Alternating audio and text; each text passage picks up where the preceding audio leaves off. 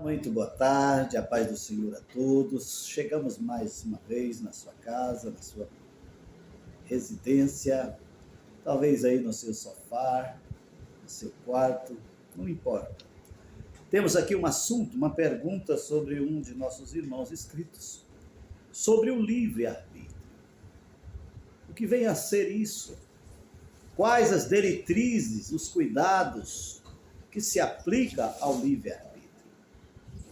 Livre-arbítrio é um presente de Deus para nós.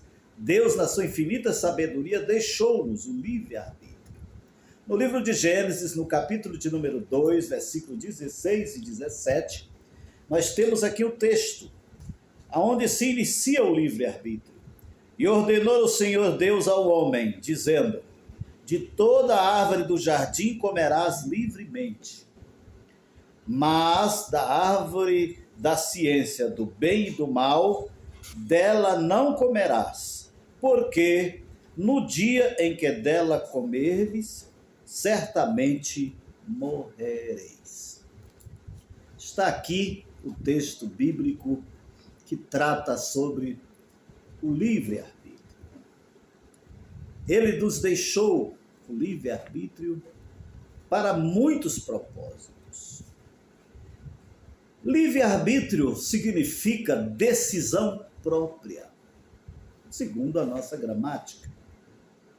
Significa poder de decidir. Significa liberdade, você pode ou não pode. Significa escolha. Então, Deus nos colocou o livre-arbítrio no capítulo 2, versículos 16 e 17, para nos ensinar, porque na sua infinita sabedoria nos deixou livre-arbítrio. Ele poderia ter criado o mundo onde tudo seria perfeito. Perfeição total. Mas o livre-arbítrio não existe somente aqui no planeta Terra, que nós moramos. O livre-arbítrio se iniciou muito longe daqui. A Bíblia diz que houve uma rebelião nos céus. O arcanjo,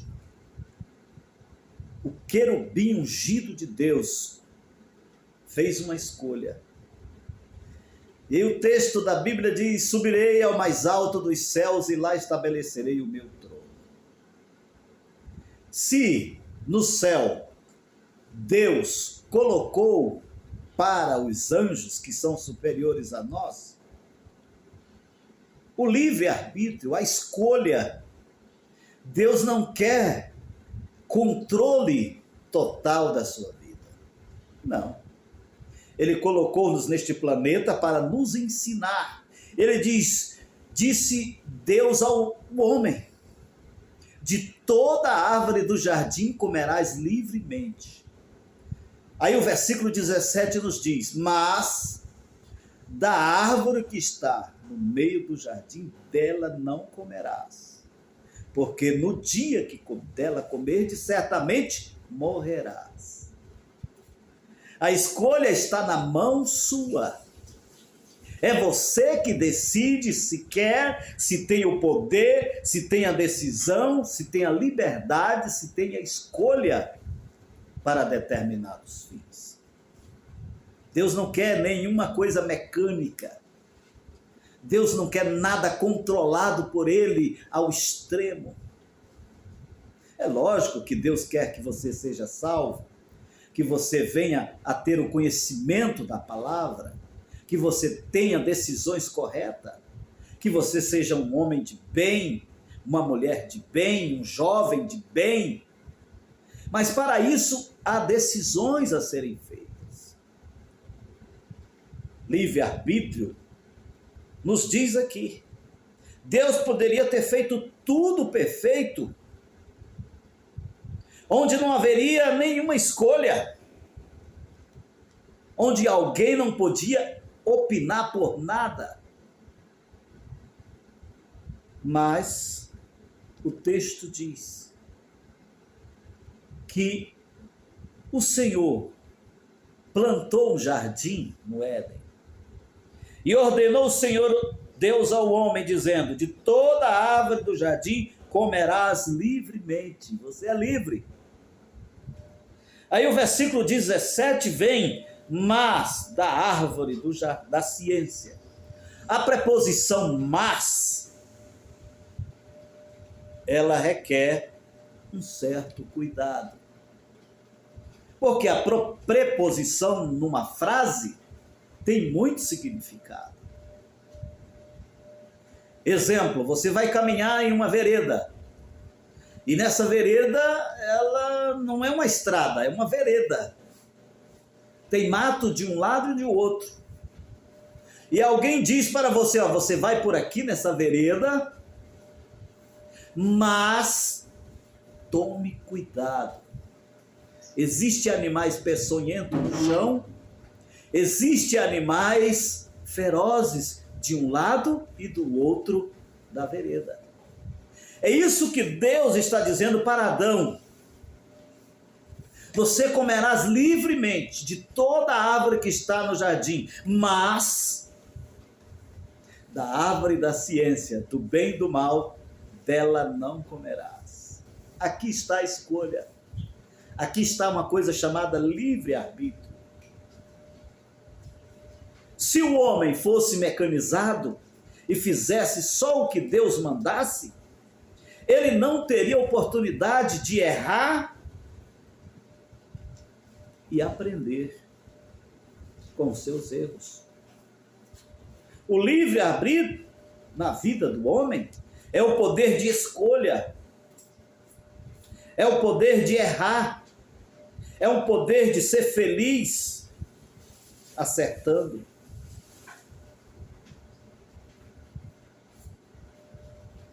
As escolhas erradas, muitas das vezes, nos traz grande prejuízo. A maioria das vezes, ou todas as vezes, nos traz prejuízo. A felicidade de Adão estava garantida, mas Deus sabia que Adão iria errar. Deus tinha conhecimento, porque Deus é onisciente, Ele sabe o hoje, o amanhã e o depois de amanhã. Ele sabe o presente, o futuro e o passado. Não. Mas Ele nos deu a liberdade de escolha. Errar e aprender. Para muitos é uma bênção isto, mas também é um peso muito caro. Errar para poder aprender. Segundo a ciência, 90% de que nós aprendemos é olhando os outros fazer. 80%, talvez, é vendo os outros fazerem. Mas há erros aqui, como nesse texto, que trouxe um prejuízo para toda a humanidade. Mas da árvore da ciência dela não comerás. A escolha era dele. E ele fez a escolha. Lá na frente, um pouquinho mais, quando já tinha a sua esposa, ele escolheu. Ele escolheu não viver mais na solidão, pois ele vivia sozinho. A Bíblia diz: não é bom que o homem esteja só, aqui mesmo nesse texto. Mais embaixo, um pouquinho, no versículo 18: far-lhe-ei uma disjuntora como que esteja diante dele. Deus cria Eva do seu lado, da sua costela. A escolha é sua. Ele não quer robôs trabalhando para ele. Ele quer ser humano, que tem possibilidade de escolher, que pode errar. Não era para errar. O homem vivia eternamente. Ele não morria, não adoecia, não se cansava, não ficava com os cabelos brancos. Ele era eterno. Mas, aí vem a preposição, mas Esse mais tem causado muito prejuízo na vida de crentes que não têm observado, de pessoas, uma vida totalmente errada. Errar, isso aí diz um provérbio chinês. Errar é uma consequência muito grave, mas permanecer no erro é que estar caído. A situação agora é triste para Adão. A escolha que ele fez, ele não ouviu e nem viu este mais do versículo 17, mas da ciência do bem e do mal, dela não tocarás. Assim como muitos não têm ouvido, e não tem como vivermos sem errar. Quem de você nunca mentiu? Fala para mim. Você, seja de que posição for, no mundo eclesiástico, quem nunca mentiu? Coisa tão simples. É um pecado tão simples, mas grave.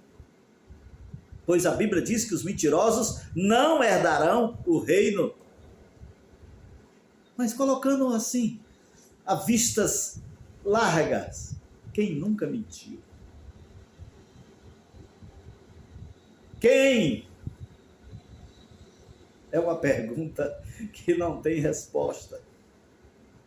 Pois a própria Bíblia, Deus diz, seja todo homem mentiroso e Deus verdadeiro. Aleluia, o Deus Jeová está falando com você. Faça a escolha certa, porque senão você vai colher as consequências. E as consequências de Adão foi olhar que estava nu. Primeira coisa. Se escondeu entre as árvores, achando ele que as árvores iriam cobri-lo. Depois coseu para si aventais de folha de figueira, por causa da sua escolha, por causa do seu livre-arbítrio. Se é um peso para muitos, a livre escolha, ou seja, o livre-arbítrio, é uma bênção para muitos. Mas também estes muitos que serão abençoados vão fazer a escolha certa. Talvez se Deus tivesse escolhido, ou tivesse o controle de tudo, e tivesse controlado a vida toda, não teríamos aprendido a dar valor à vida.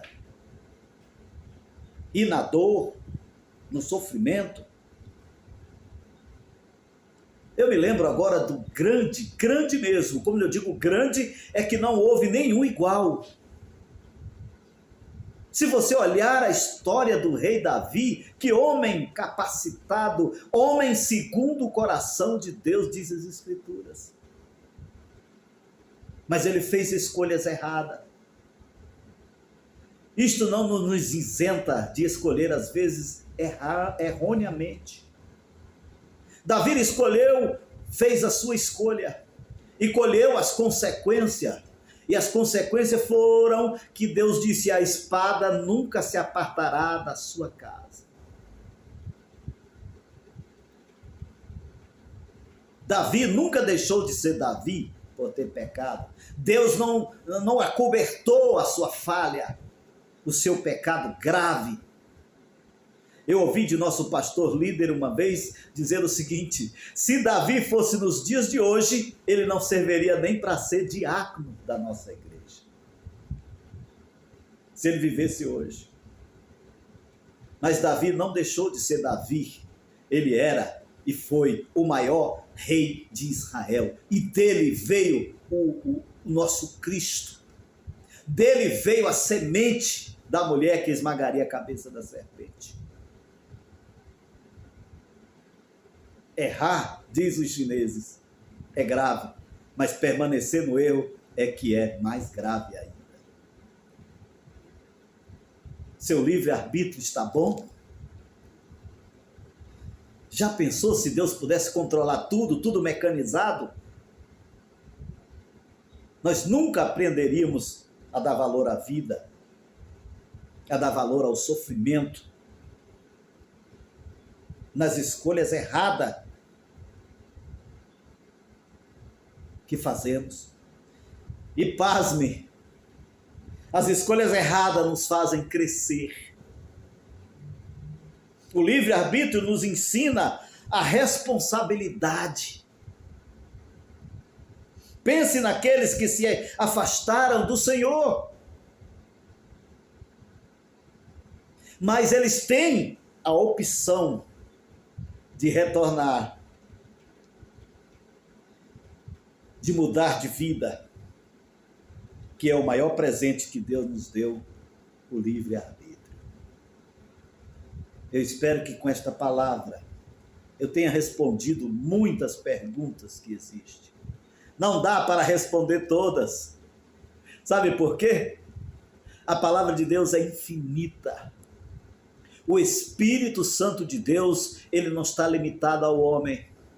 É ele que revela, é ele que consola, é ele que nos ensina, é ele que nos alerta do perigo. Olha para as preposições da vida, meu irmão, minha irmã, jovem, adulto, criança até.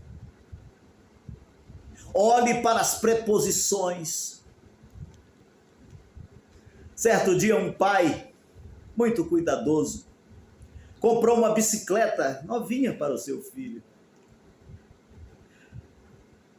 E o filho animou-se. Ele foi, colocou as rodinhas, colocou tudo para ele não cair. E ele aprendeu rápido a andar de bicicleta. Muito rápido. E logo, logo ele quis tirar as rodinhas que o protegia de cair. E o seu pai, sabiamente, por experiência, disse: não vai andar de bicicleta hoje. Mas ele, todo corajoso, cheio de prepotência, intrepidez, diria eu, pois o intrépido não tem medo de nada. E o seu pai disse para ele: olha, não vai andar de bicicleta, porque você vai cair. E ele foi e caiu, e perdeu logo um dos dentes que tinha, já permanentes.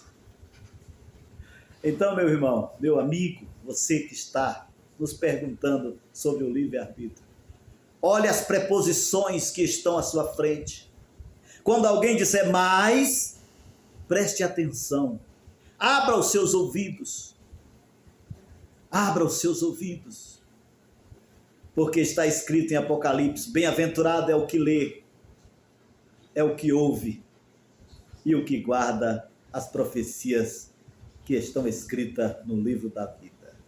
Fique com Deus, que esta palavra venha te ajudar, venha te fortalecer. E se você caiu, não te preocupa não, você não foi o primeiro e nunca será o último. Se levante, se levante, continue de pé, continue caminhando, que você será vitorioso. Que Deus abençoe, muito obrigado por tudo, fique com Deus e a paz do Senhor a todos.